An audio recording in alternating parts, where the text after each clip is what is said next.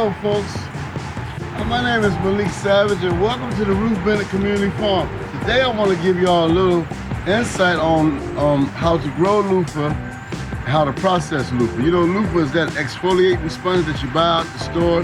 You see it in the supermarket or you see it in Kmart's or Walmart's or one of those stores. A little sponge that costs you about $5 or $6.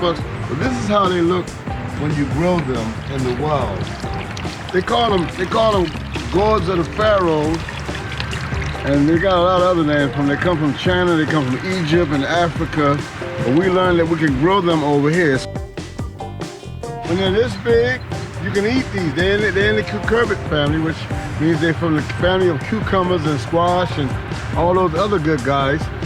This one's about 2 months old, 2 to 3 months old.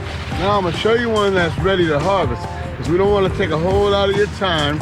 But loofahs are very evasive. As you can see, they grow all on the ground and they grow all over. We have two 12-foot beds here and they're growing together in like a canopy. Now, this is how they look in the end.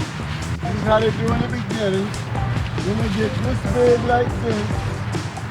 It gets bigger and bigger and bigger and bigger. And here's one that I want to harvest and to show you guys how they look at the end product.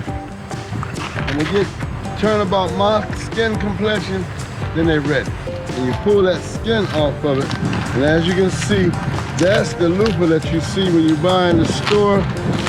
Most of the times in the store, they've taken them and they process them through a machine. These are how loofahs look when they come right out. They got thousands of seeds in them. Once you harvest them, take those seeds, see how dark those seeds are? They're full of life. Take those seeds and you re-harvest those seeds for next year. You save them, put them in a dark place, and save them for next year.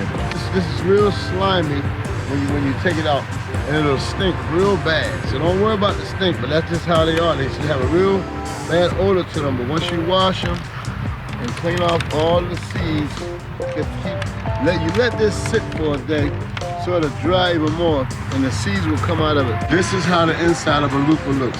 Now inside the loofah, you have to have your strainer around, because this is some cleanser that I use. I don't use bleach, we don't use Clorox and none of that harmful stuff.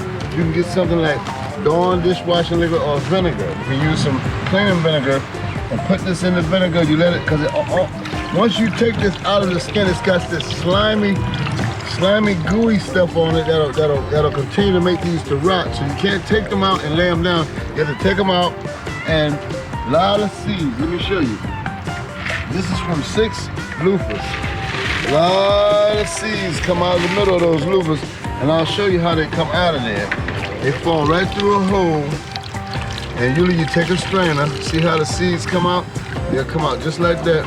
You just take and tap, tap, tap, and the seeds will go right into the strainer, or you can strain the seeds off and save the seeds for next year.